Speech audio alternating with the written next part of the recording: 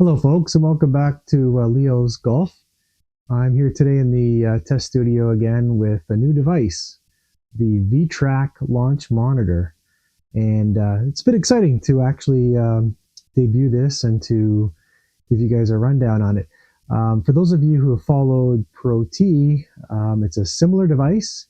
It is actually a device that they chose not to go ahead with in their lineup. Originally, they had planned to have a model like this. RLX was the name that it was supposed to be marketed under, but they did not do so. So what happened was the Korean folks that designed the hardware to begin with have decided now to go ahead and release this.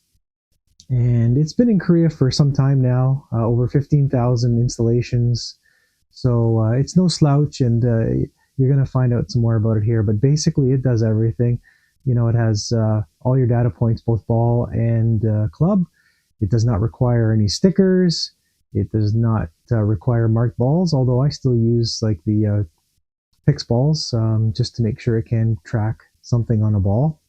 Interfaces with GS Pro, E6 Connect or E6 Golf. And there's no connection fee, no annual fee to use the device. Anyone who's installed a Unicore launch monitor, for example, will know in the early days the setup procedure was a bit cumbersome. And so this one, you know, it's early days and it's a bit like that. I'm going to show you that as well here shortly. But for now, just sit back, relax, and I'll give you some more details as we go through the video.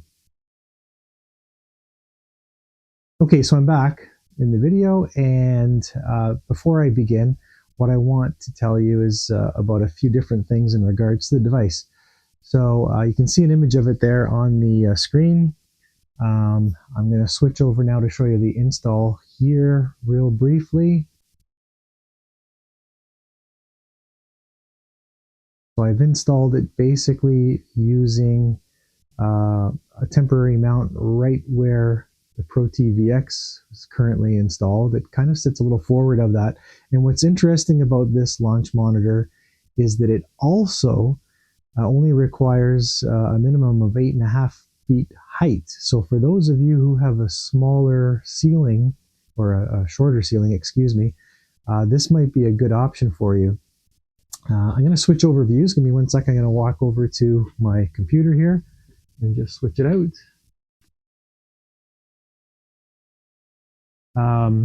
The other thing I wanted to point out is the hitting area. So the hitting area on this device it's gigantic. It's actually further or wider than my two mats here.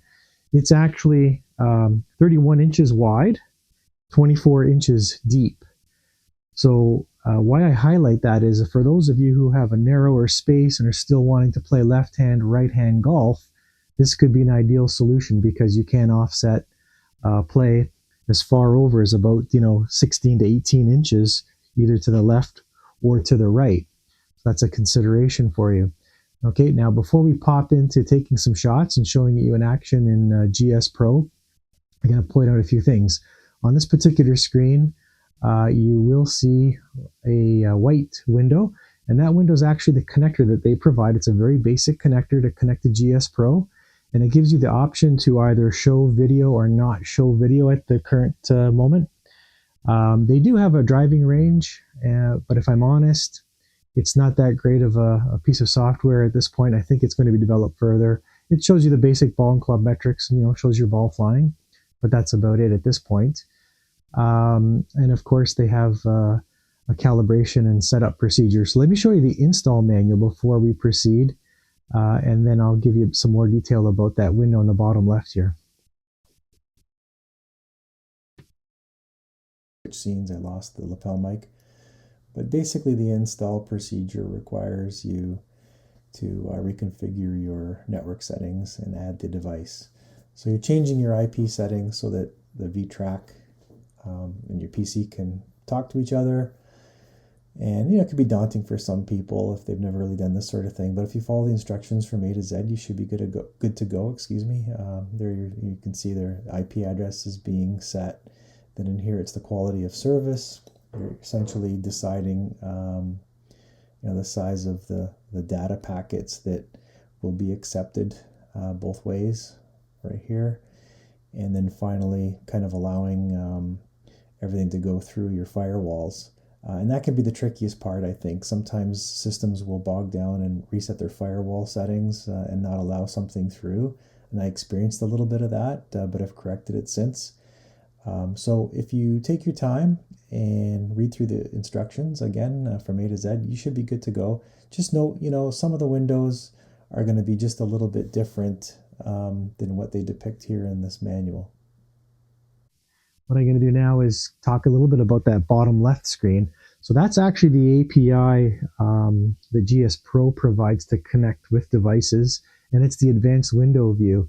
And what I'm finding really interesting with this device is that all the data points out of the box are working. I believe the club impact spot is as well, that you can see there on the bottom. So I've got it configured to show us basically shots above it, which cluster together, and then I've got the impact and then all the regular parameters on the left-hand side.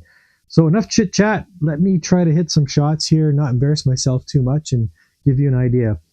I do want to point out too that this device is very quick. I was very impressed by how quick it reads balls. So here we go.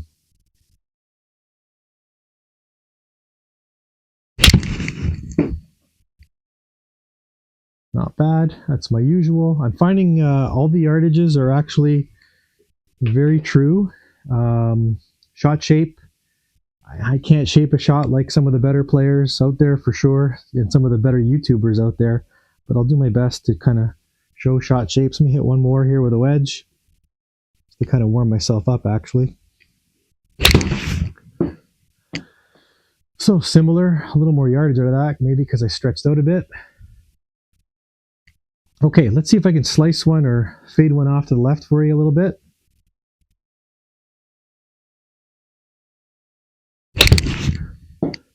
There it is. Wow, I actually did it. Okay, and this is going to be a stretch now, but let me see if I can draw one over a little bit.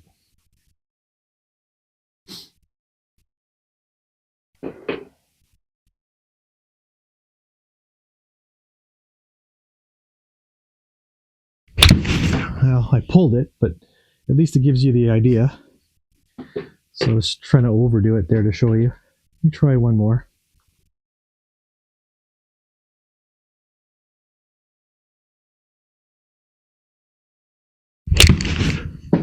There we go. A little bit. Okay, so it gives you an idea. Now, I was going to move on to another club. Maybe a 6-iron or a 7-iron, something like that. But before I do, I'm going to show you another interesting piece of information that I've discovered. So I have it here on a sand brush. And I know a lot of launch monitors, when they first come out, don't necessarily work with them. But I was really pleased to find that, guess what? This one does right out of the box. I'll just tap out a wedge here. And there it is. And you can see like the shot reading is very quick. Do one more. You saw that come back to the center of the screen. And that's because I kind of aimed towards the center of the screen. I should be going down the line. It's one thing I always tell people when we install systems. You have to always play down the line from where you've aimed. And that one kind of faded out. I topped it. Okay, and it actually showed you that. If you've been looking at the window, bottom left there, the API, you can see I did top that one. And for sure, I did. Let's see if I can do one more here, and I'll kind of dig it out and see if it shows. That'll be interesting because the club actually gets buried, and I always have mixed feelings about how well it can read out of sand, how well it can read the ball that, or the club that is. But let's try one where I get underneath, hopefully.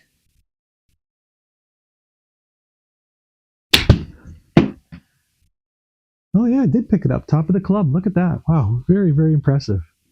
Okay, so move on to a 7-iron. Come over here in GS Pro. Switch it up to 7-iron. You don't have to, but I just like to keep it neat. Now we're playing 7. I guess it's good for the interface because you can see what it's doing data-wise. Get a 7-iron now.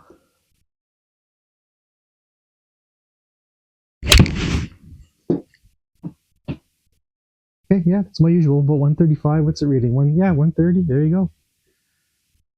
Really impressed with the shot reading on these. Club path, positioning, launch angle, spin. I don't spin the ball very much. 6,000 for a 7.9 for me is actually very good for me. I'll hit one more, then I'll go into maybe a hybrid.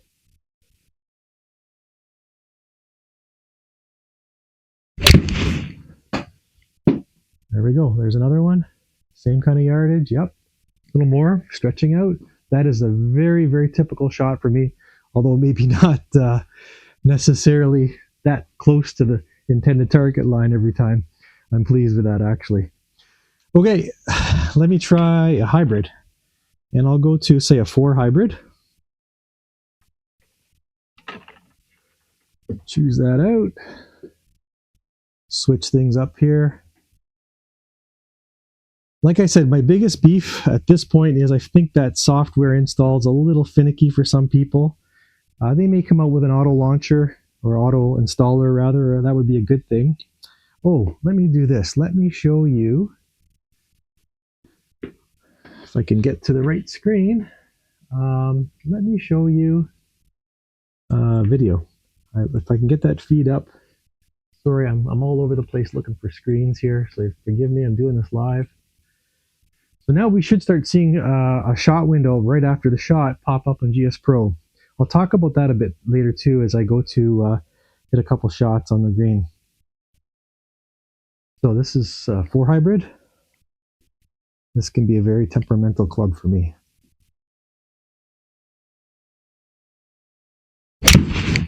Pull, and well, I guess it's a pull fade. Came back to the line. Yeah. There's my video off the heel. Gear effect comes in, and there's a shot. So, I've got a friend that always kids me about the number of balls that I have working at one time. He's asked to donate some balls because I don't have a big, inventory of them. He's just sitting here on the ground. So shout out to John on that one, out in Alberta. Okay, no more.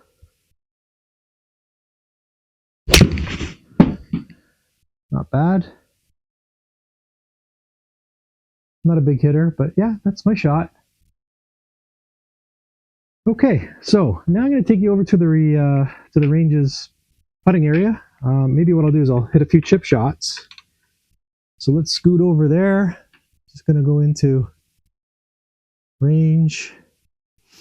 Maybe I'll go to the playground. I don't know what our stimp is set at. I'm going to apply it, come over here. I'm going to bet the stimp is probably like 7 or 8. Let's see, maybe you can set that, I forget. Settings. Give me auto putt 2, mulligans. Practice settings. Course setup. There it is, stimp. So I'll set the stimp 10. Save, and back we go. Okay, so didn't notice if the greens are firm or not, but no matter. I just want to show you how well it receives the chipping and putting too. So I'll hit this. It says 15. A little bit of break to the left. It's a bit much, yeah. But there's the impact shot of the shot rather again. Hit one more. Didn't switch. Oh, I did switch lob wedge. Good. Okay. It's a little lighter. It's going to roll up maybe. See, this is what I don't like, is how it blocked out my view of the actual shot. So it would be nice if I could move that screen around, resize it. I really don't even know where that one wound up finishing. Okay, one more. But what I'm going to do is I'm going to move it real close just to show you how sensitive the chipping really is. How close can I get it here? Well, okay, we're right along green side. So I'm just going to tap one. It won't be a good shot, but I just want to show you the sensitivity. So I'm only going to try to tap it, a yard or two and see what happens. It wasn't even really a tap. It was more like a, I don't know, pushed shot or a almost topped wedge. Okay, do it again. See if I can flop it up a little bit. Open up the face. There, a little tiny one. Look at that. It's reading it perfectly. Showing you the video. Now I'm going to move to putting to finish off the video. I don't like to make these videos too long for folks. Incidentally, while I'm setting up here, if I can help you and you have any questions, please get a hold of me, leo@leosgolf.com. If you're interested in buying a system, I'd love to quote for you. We're up here in Canada, so if we can do that, please allow us to do that. Oops, I'm having trouble here with GS Pro for some reason not wanting to go into putting mode. It might be because of, oh, here we go. Sorry, I just didn't click properly. I thought for a minute GS Pro was acting up. It's more user error, which is usually the case. Okay, 6-footer, tiny bit of break. Geez, I don't know. Do I aim slightly left? Maybe I should. Just, well, it kind of goes one way then the other. But I'll do that. I'll just give it a bit. 6 feet. I'm leery that it's actually going to be 1 for 1 here because my surface is pretty quick. So I'm only going to hit this about 4 feet. Yeah, see how it's not letting you see the shot? Don't even know if that rolled by. I think it did roll by. Let me shut that off now. You can see the entire shot. That is definitely one thing I'd like to see them fix. I think I've clicked it off. Tough to see because I'm stretching to see over at another monitor. It's going to walk over and have a boo. And mouse is in the way. Now it's still activated. Let me get that off.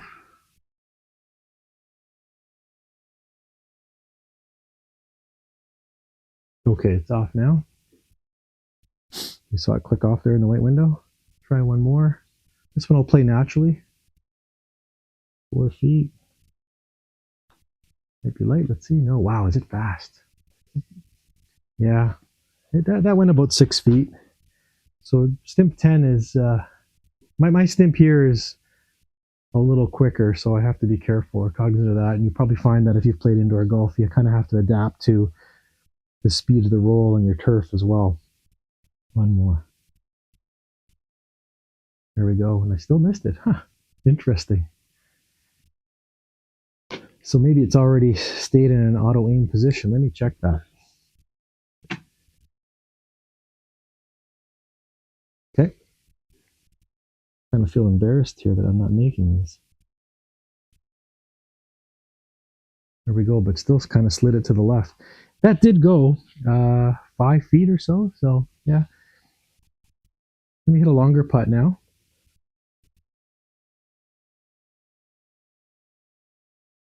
Maybe with some break too, sure. Let's do it.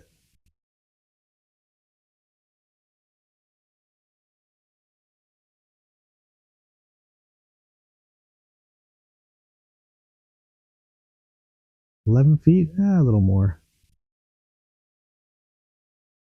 13.7 with some pretty good break there. So I'm going to aim, say here, down 2 inches as well. So I'm going to estimate this in my environment to be a putt requirement of about, I don't know, I'm going to say about 8 feet. 7 to 8 feet. Let's see what happens.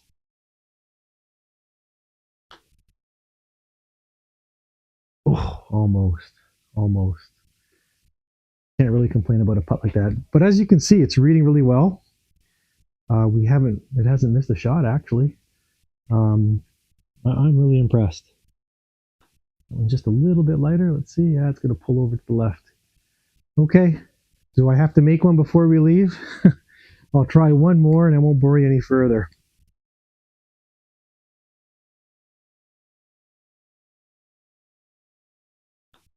That's going to be maybe light. Yep, it's not going to happen, but they're all in that area. Okay, so there you have it. Let me switch back to our other screen here if I can.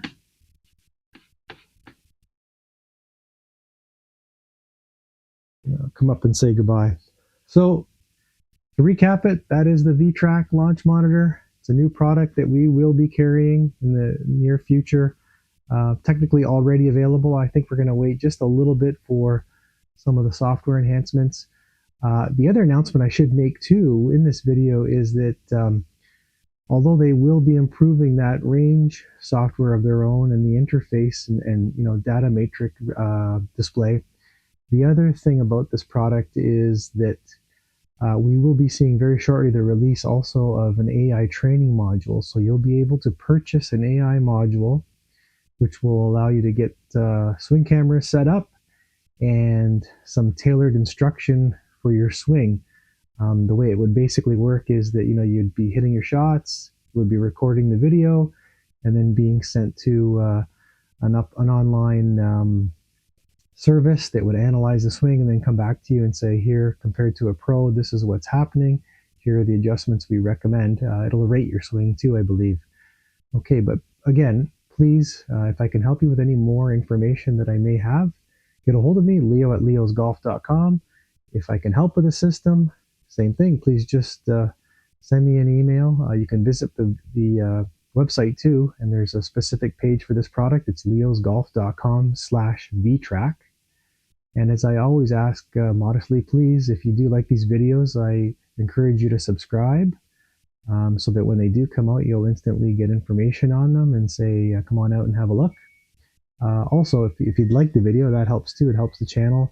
I'm not really a content creator per se, but it does help me with introducing the products and getting people to know about our services up here in Ontario, Canada.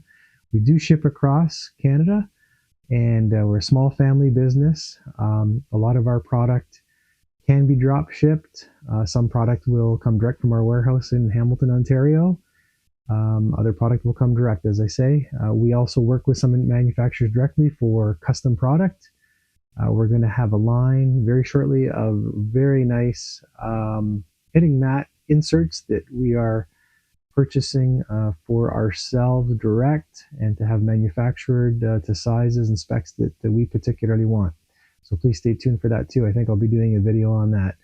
But with that, I'll say thank you very much for hanging in there and watching this video, because it has run now about 25 minutes. I hope you have a great rest of your week wherever you are, and we'll see you in the next video.